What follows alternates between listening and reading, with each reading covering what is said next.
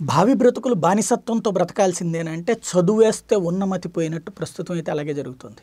నాయకుల మీద వ్యక్తి పూజ విపరీతంగా పెరిగిపోయింది. ఆ వ్యక్తి పూజతో ద్వేషాలు పెరిగిపోతున్నాయి. ఆ ద్వేషాలతో తన్నుకునేటువంటి పరిస్థితులు వస్తున్నాయి. ఈ తన్నుకునేది బద్ధశత్రువులు అయిపోతున్నారు. కేసులు అవుతున్నాయి, దుర్మార్గాలు జరిగిపోతున్నటువంటి పరిస్థితి, ఒకళ్ళకొకళ్ళు ఏమవుతారో అనేటువంటి పరిస్థితి. ఈ బానిసత్వపు భావజాలం ఎందుకు వచ్చిందో ఆలోచించుకోనటువంటి యువతరం పెరిగిపోతుంది. ఇక్కడ ఒకటే గుర్తు, మనం ఇంతవరకు ఏమనుకునే వాళ్ళం అంటే చదువుకున్నోళ్ళు పెరిగితే ఖచ్చితంగా సమాజం మారిపోతుంది. నిజంగా చదువుకున్నోళ్ళు పెరిగాక దుర్మార్గులు, దుష్టులు, అరాచకపువాదులు, అవినీతి పరులు వచ్చి రాజకీయాల్లోకి వస్తున్నారు. గతంలో పెద్దలు చదువుకోకపోయినా వాళ్ళు చదివింది 10th క్లాస్లో, 6th క్లాస్లో, 5th క్లాస్లో అయినా వ్యవసాయం చేసుకుంటూ లేకపోతే ఏదైనా వ్యాపారాలు చేసుకుంటూ బ్రతికినటువంటి వాళ్ళు వాళ్ళ దగ్గర ఉన్నటువంటి పోటీ చేసే నలుగురిలో మంచోళ్ళు ఎవరు అని చెప్పేసి ఈయనకి మంచితనం ఉందయ్యా, లేకపోతే ఈయన అందరితో కలిసిపోతాడయ్యా అని ఓట్లేసేవాళ్ళు. అందుకని అట్లా వచ్చినటువంటి వాళ్ళు ఒక పుచ్చలపల్లి సుందరయ్య దగ్గర నుంచి, వావిలాల గోపాలకృష్ణయ్య నుంచి, ఈవెన్ నేను నా కళ్ళ ఎదురుగుండా చూసింది ఒక విజయవాడలో సుబ్బరాజు గారి లాంటి ఎమ్మెల్యేలను కూడా చూసాం. అట్లాగే నాజిర్వల్లి లాంటి వాళ్ళని కూడా చూసాం. చాలా బాధ్యతగా వాళ్ళ పనులు చేసుకుని వెళ్ళిపోయేవాళ్ళు. ఈవెన్ సెక్యూరిటీల ఇంట్రెస్ట్లు కూడా లేనటువంటి పరిస్థితుల్లో పనిచేసినటువంటి వాళ్ళు.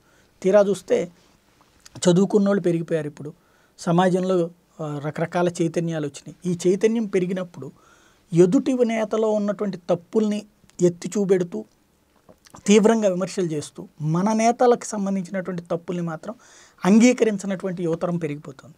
మా నేత ఏం చేసినా కరెక్టే, అవతల నేత ఏం చేసినా తప్పే.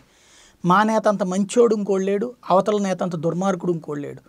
మన నేత అయితే ఏం తప్పు చేసినా సరే సర్దుకుపోతాం. అదే సందర్భంలో అవతల వాళ్ళనైతే అమ్మనాబూతులు తిడతా ఉంటాం. చదువుకున్న తర్వాత సంస్కారం అనేది మర్చిపోయి ఈ తరహా దుర్భాషలు ఆడేటువంటి ధోరణి, ఇది నాట్ ఓన్లీ హియర్, విద్యార్థులు యువతరమే కాదు, ఎన్ఆర్ఐలలో పాకిపోయింది, పెద్ద వయస్కుల్లో పాకిపోతుంది, 40-45 ఏళ్ళు దాటినటువంటి వాళ్ళలో కూడా పాకిపోతుంది. ఇంకా ఇక రేపు పొద్దున ఏంటి, ఒక రౌడీలు, ఒక ఫ్యాక్షనిస్టులు, లేకపోతే ఒక బీహారీ తరహా దందాలని మనం ఒప్పుకోవాలన్నా?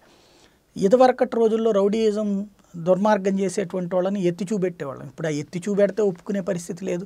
మా నాయకుడు అంత మంచి మర్డర్లు చేసేవాడు ఎవడు లేడు, మా నాయకుడు అంత మంచి దోపిడీ చేసేవాడు ఇంకొకడు లేడు, లేకపోతే మా నాయకుడు అసలు దోచుకున్నది అదేదో దాచుకున్నారు తప్పించి సమాజం కోసమే దాచుకున్నారు, సమాజం కోసమే దోచుకున్నారని చెప్పేటువంటి నేతలు ఒక పక్కన, వాళ్ళ అనుచరులు ఒక పక్కన తయారవుతున్నారు. అదే సందర్భంలో ఆ నాయకుడు తిన్నదాంతో పోల్చుకుంటే మా నాయకుడు తిన్నది కొంచెమే కదా, ఎవడు తినలేదేంటి, ఎవడు తిననోడు ఉన్నాడు లాంటి మాటలు మాట్లాడేవాళ్ళు ఉన్నారు.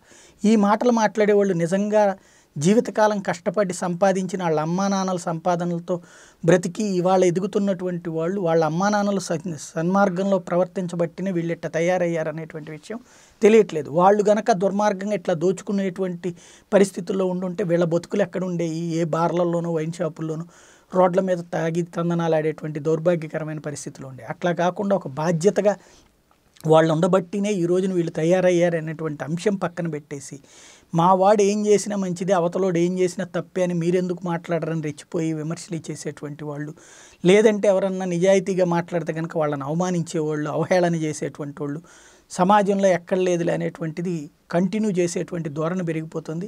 ఇది ఏ విధమైనటువంటి తీరాలకు మనల్ని చేరుస్తుందో అర్థం కాకుండా ఉంది. ఒక పక్కన నిరుద్యోగము, పేదరికము అంటూ ఉపన్యాసాలు వింటున్నాం. విన్న తర్వాత దాన్ని పరిష్కరించాలంటే ఆర్థిక క్రమశిక్షణ ఉండాలి. ఆర్థిక క్రమశిక్షణ తప్పేసి అడ్డకోలుగా సంక్షేమ పథకాల పేరుతో మన బడ్జెట్లకి 4 బడ్జెట్లకి సరిపడేటువంటి సొమ్ములతో కూడినటువంటి పథకాలు ప్రకటిస్తుంటే శభాష్ మావాడు ఈ పథకం ప్రకటించేసాడు కాబట్టి మావాడు అంత మేధావి లేదు, జనాలందరూ వెర్రోళ్ళై ఓట్లేసేస్తారు అనుకునేటువంటి క్రమం. ఇట్లాగైతే సంక్షేమ పథకాల పేరుతో ఇచ్చేటువంటి డబ్బులు మనయ్యే. సంక్షేమం అనేది అవసరమైన చోట చేయాలి, కానీ అనవసరమైన చోట చేస్తే బద్ధకస్తులు పెరుగుతారు. బద్ధకస్తులు పెరిగితే సమాజంలో పనిచేసేవాళ్ళు తగ్గుతారు. పనిచేసేవాళ్ళు తగ్గితే సమాజం నాశనం అవుతుంది. ఈ కనీస ధర్మాన్ని వదిలిపెడుతున్నటువంటి వేళ రాజకీయం ఏ మలుపులు తిరుగుతుంది అన్నటువంటిది అర్థం కాకుండా ఉంది. యువతరం భవిష్యత్తు ఏంటన్నటువంటిది ప్రశ్నార్థకంగానే మారుతుంది.